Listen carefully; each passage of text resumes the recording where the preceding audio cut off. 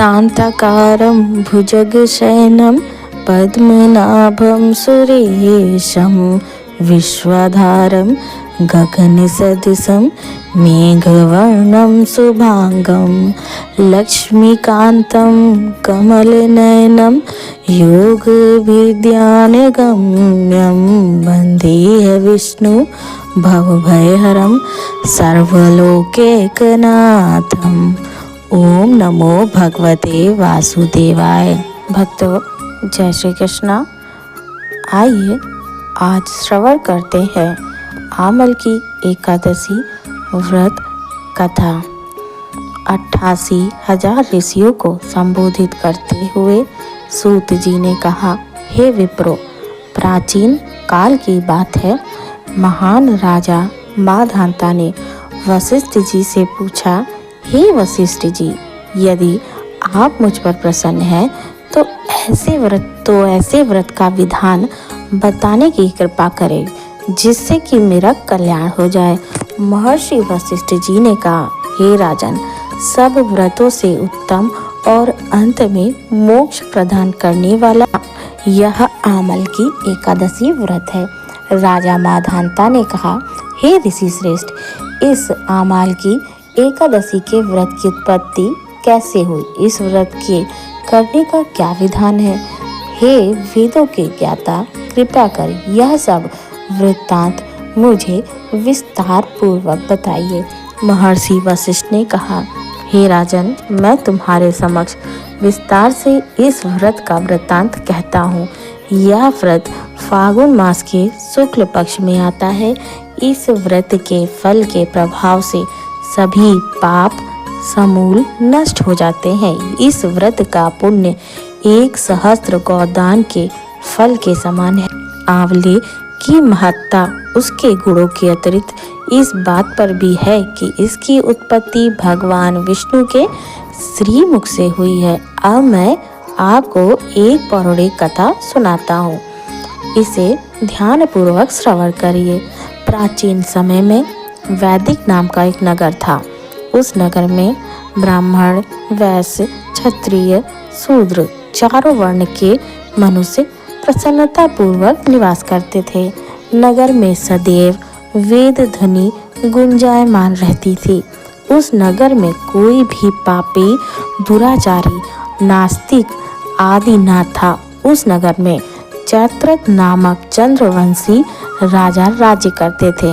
वह उच्च कोटि के विद्वान तथा धार्मिक प्रवृत्ति के थे। उनके राज्य में कोई भी निर्धन एवं लोभी नहीं था। उस राज्य के सभी लोग भगवान विष्णु के अनंत भक्त थे। वहाँ के छोटे बड़े सभी निवासी एकादशी व्रत का नियम से पालन उपवास किया करते थे।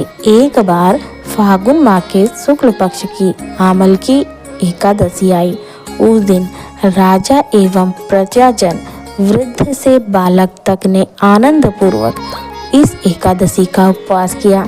राजा अपनी प्रजा के साथ मंदिर में आकर कलश स्थापित करके धूप दीप नैवेद्य पंचरत्न छत्र आदि से धात्री का पूजन करने लगे।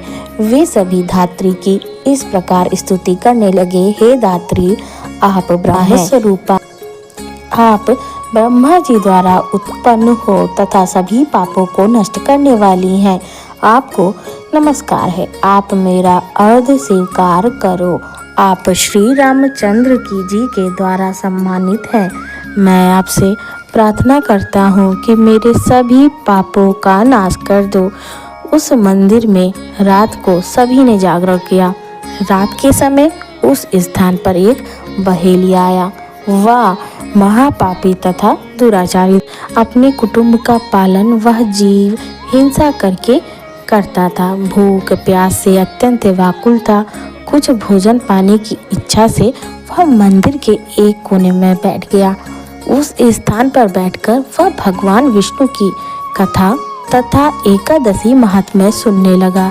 इस प्रकार उस बहेलिये ने संपूर्ण रात्रि अन्य लोगों के साथ जागरण कर व्यतीत की। प्रातःकाल सभी लोग अपने अपने निवास पर चले गए। इसी प्रकार वह बहेलिया भी अपने घर चला गया और वहां जाकर भोजन किया। कुछ समय व्यतीत होने के पश्चात उस बहेलिए की मृत्यु हो गई। हालांकि जीव हिंसा करने के कारण वह घोर नरक का भागी था, परंतु उस दिन आमल की एकादशी का व्रत तथा रात्रि जागरण करने के प्रभाव से उसने राजा विदुरथ के यहाँ जन्म लिया। उसका नाम वसुरथ रखा गया। बड़ा होने पर वह चतुरंगड़ी सेना सहित धन धान्य से युक्त होकर 10 सहस्त्रों कामों का संचालन करने लगा। वह तेज में सूर्य के समान, कांति में चंद्रमा के समान, वीरता में भगवान विष्णु के समान तथा क्षमा में पृथ्वी के समान था। वह अत्यंत धार्मिक, सत्यवादी, कर्मवीर और विष्णु भक्त था। वह प्रजा का समान भाव से पालन करता था। दान देना उसका नित्य कर्म था। एक समय राजा वसुरथ शिकार खेलने के लिए गए। दैव योग से वन में वह रास्ता भटक गए। दिशा का ज्ञान न होने के कारण उसी वन में एक वृक्ष के नीचे सो गए। कुछ समय के बाद पहाड़ी डाकू वहां आए और राजा को अकेला देखकर मारो मारो चिल्लाते हुए राजा वसुरथ की ओर दौड़े।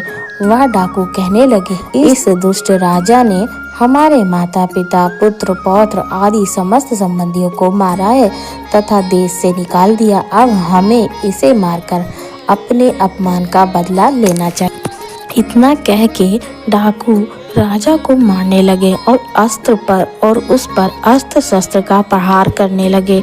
डाकुओं के वह अस्त्र शस्त्र राजा के शरीर से स्पर्श होते ही नष्ट होने लगे तथा राजा को वह शस्त्र पुष्पों के समान प्रतीत होने लगा। कुछ समय पश्चात प्रभु इच्छा से उन डाकुओं के अस्त्र शस्त्र उन्हीं पर प्रहार करने लगे, जिससे वे सभी डाकू मूर्छित हो गए। उसी समय राजा के शरीर से एक दिव्य देवी प्रकट हुई। वह देवी अत्यंत सुंदर थी तथा उसके सुंदर वस्त्रों और आभूषणों से अलंकृत थी। उसकी भ्रुकुटी टेढ़ी थी। उसके नेत्रों से क्रोध की भीषण लपटें निकल रही थी। उस समय वे लपटें काल के समान प्रतीत हो रही थी। उसने देखते ही देखते उन सभी डाकुओं का समूल नाश कर दिया। नींद से उठने पर राजा ने वहां अनेक डाकुओं को मृत पड़ा देखा।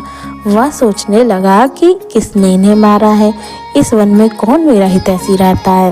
राजा वसुरथ ऐसा विचार कर ही रहे थे कि उसी समय आकाशवाणी हुई, हे राजन, इस संसार में भगवान विष्णु के अतिरिक्त तुम्हारी रक्षा कौन कर सकता है। इस आकाशवाणी को सुनकर राजा ने भगवान को स्मरण कर उन्हें प्रणाम किया। तत्पश्चात अपने नगर को वापस आ गया और सुखपूर्वक राज्य करने लगा। महर्षि वशिष्ठ ने कहा, हे राजन, यह सब आमल की एकादशी के व्रत का प्रभाव था। जो मनुष्य आमल की एकादशी का व्रत करता है वह प्रत्येक कार्य में सफल होता है और अंत में उसे वैकुंठ धाम प्राप्त होता है। भक्तों, कथा का सार यह है कि भगवान श्री हरि की शक्ति हमारे सभी कष्टों को हरती है। यह मनुष्य की ही नहीं अपितु देवताओं की रक्षा में भी पूर्णतः समर्थ है। इसी शक्ति के बल से भगवान विष्णु ने मधुकैटभ नाम के राक्षसों का भी संहार किया। इसी शक्ति से उत्पन्न एकादशी के रूप में मूर नामक असुर का वध करके देवताओं के कष्ट को हर कर उन्हें सुखी किया। सभी लोग बोले प्रेम से, ओम नमो भगवते वासुदेवाय।